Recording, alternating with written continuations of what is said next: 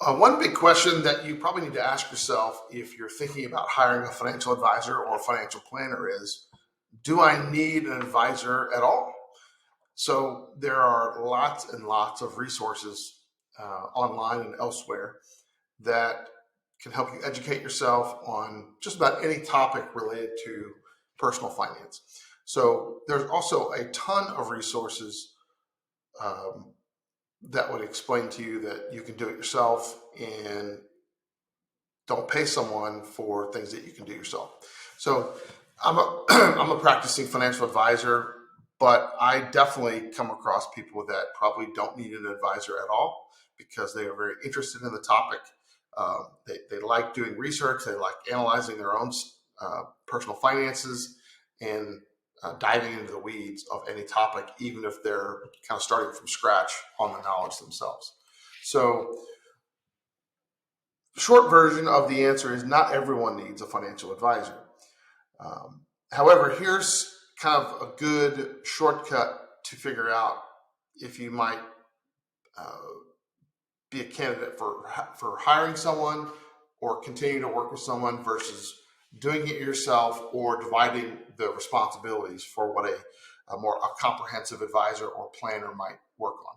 So the biggest thing I think I would consider is, how do you feel about making decisions on your own about either your personal finance as a whole, your investments, your retirement planning, different insurance coverages that you might need to consider, um, any kind of tax effects or planning of your overall situation or your investments specifically?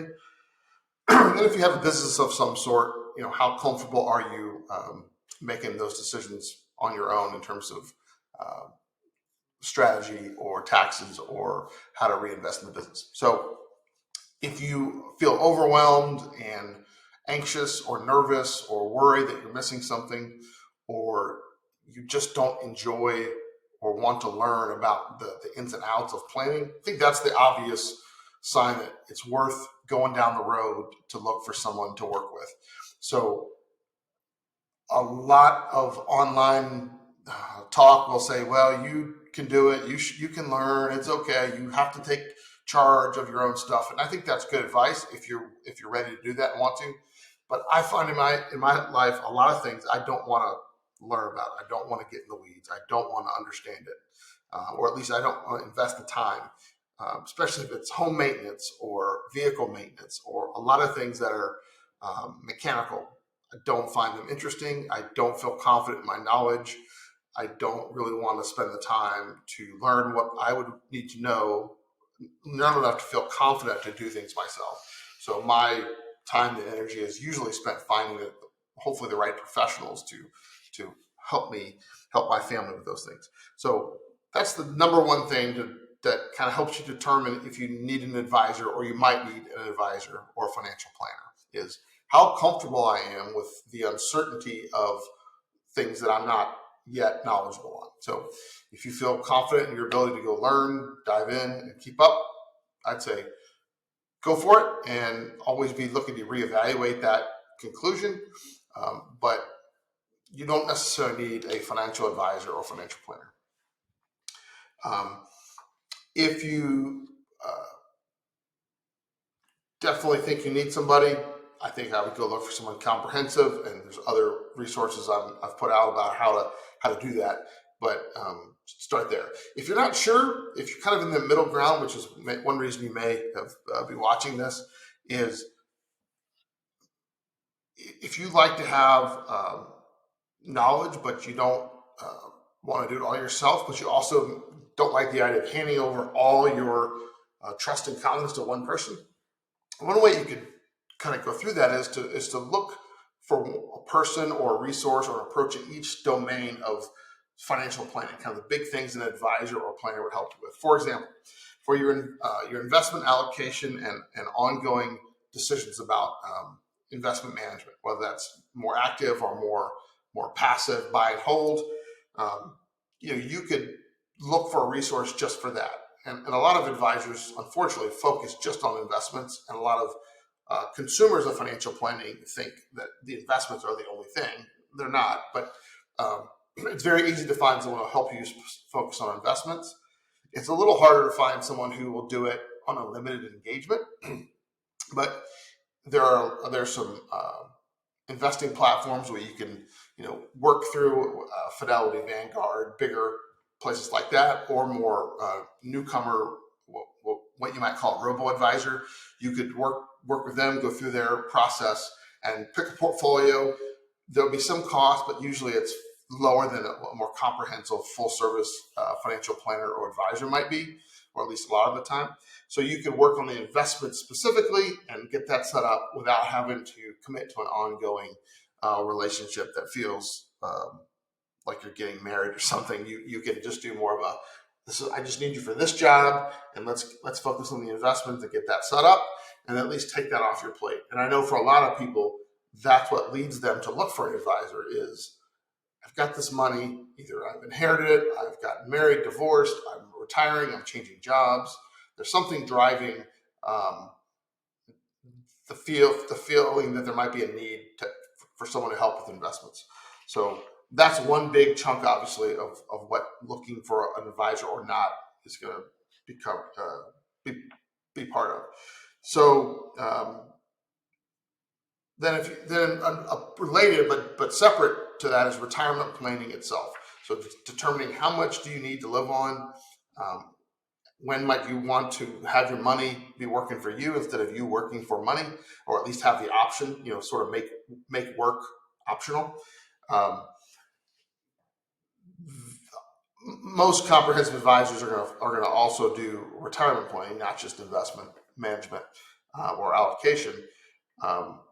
But you're going to want to make sure that you or your advisor, are you doing the math on how much you might need? Are you checking your assumptions in terms of the rate of return, inflation, where you're going to draw money from, which accounts, when to turn on Social Security. And then a big thing I notice people are not that great at is knowing how much are you spending on a monthly or annual basis.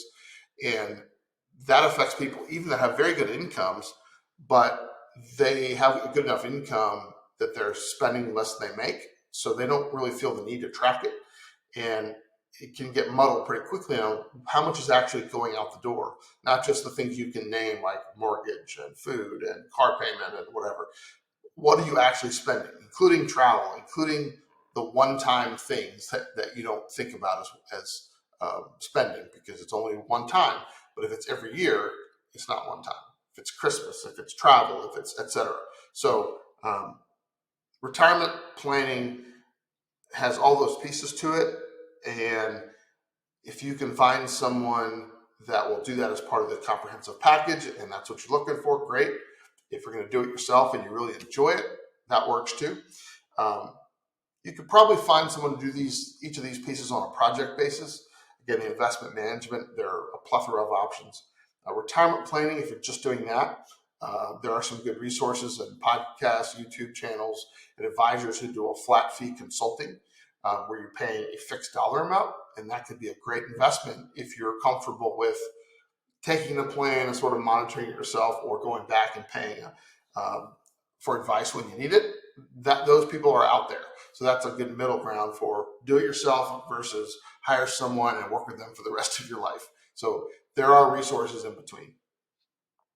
The other main areas that I find a good comprehensive financial planner or financial advisor can help with is life insurance, especially the deciding how much and what kind you might need. There's always people who will sell you as much life insurance or any kind of insurance or any kind of product for that matter as you want. But determining how much do you need with some objective, logical method is a big deal. And that's where a true advisor or a true planner versus a salesperson will show their colors. Because if you're just, so you need 10 times your income, you need 20 times your income, or you need $3 million without any methodology to determine that number, that's less likely to be someone you want giving you advice. You want someone who's saying, here's how we calculated this need. And then determining the need is the biggest part, because getting the insurance is not, obviously you want to have the reasonable cost or least cost for the same coverage, but for a lot of people that need more basic term type coverage, that's not very hard to figure out. And for more complex cases, you might need a more educated, knowledgeable insurance agent. But again, that's ideally going to be follow on from the advice part. I like there's a needs analysis calculator at the lifehappens.org website, which is like a trade industry group of life insurance companies. But there's a needs analysis calculator on that website that is very detailed, just the right level of detail. It gives you kind of basically asks you all about your situation, 8 or 10 questions, and says, here's what you probably need based on these needs. You want to pay for your kids' college if they're still at the house. How much would your spouse or significant other need for retirement planning? How much do you want to pay off a mortgage? All these questions. How many assets do you already have that would reduce the need for further coverage, et cetera? So that's lifehappens.org. Same thing with long-term care insurance. Do you need it at all? Some of that's personal preference, or at least the decision to get it is. But a knowledgeable advisor or planner that doesn't make money by selling long-term care insurance can help you with that. A long-term care insurance product person, agent, that's what they do, that's going to be harder for them to say, no, you don't need this at all. Property and casualty insurance, less common in advisors, but many comprehensive financial planners will look at your property and casualty insurance needs and then refer that out, or make sure your current agent has the right policy or coverage in place. And then tax planning, it should usually be a part of any well thought out personal finance system. And a comprehensive advisor or planner should at least be aware of the taxes on your investments, the taxes on your withdrawals in retirement, either now or later, and depending on the complexity of your situation, how to be most tax efficient with your current income. If you're a W-2 employee, that's harder to do. If you own a business, there's a lot more flexibility there. But if your advisor or if a potential advisor doesn't mention taxes at all, I think that's missing a big piece of most people's finances, because taxes is often the biggest expense we have in any given year. It's what we pay in federal, state, Social Security, etc. taxes, employment taxes. And then if you do own a business, that can be a big part of how you might use an advisor or not, because if you're a lot of business owners, you have a lot of your net worth tied up in the current and future income of the business.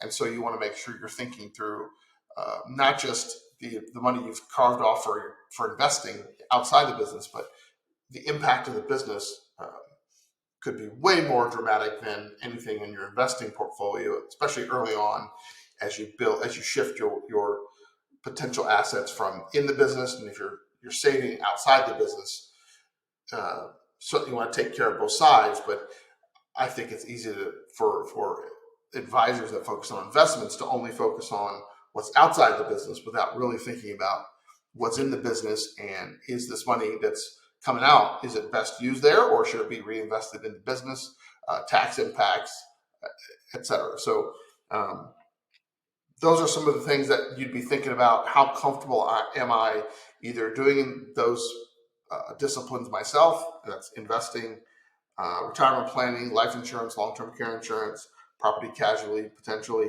tax planning, and business consulting. So if none of those do you feel comfortable doing on your own, maybe looking for a comprehensive ongoing relationship with a good financial advisor or planner is the way to go. If you love doing all that, diving in yourself, probably don't need an advisor at all, unless you want to do a sort of a one-time or every now and then flat fee consulting engagement, which you can find professionals that will do that. And you might do that just to validate what you're doing, or see if you're missing anything. And if you're in the middle there, I think you can work through each of those areas. And if you enjoy the process of learning, but you're not confident in your knowledge, find an expert or some resources in each area, and then make a decision on each one.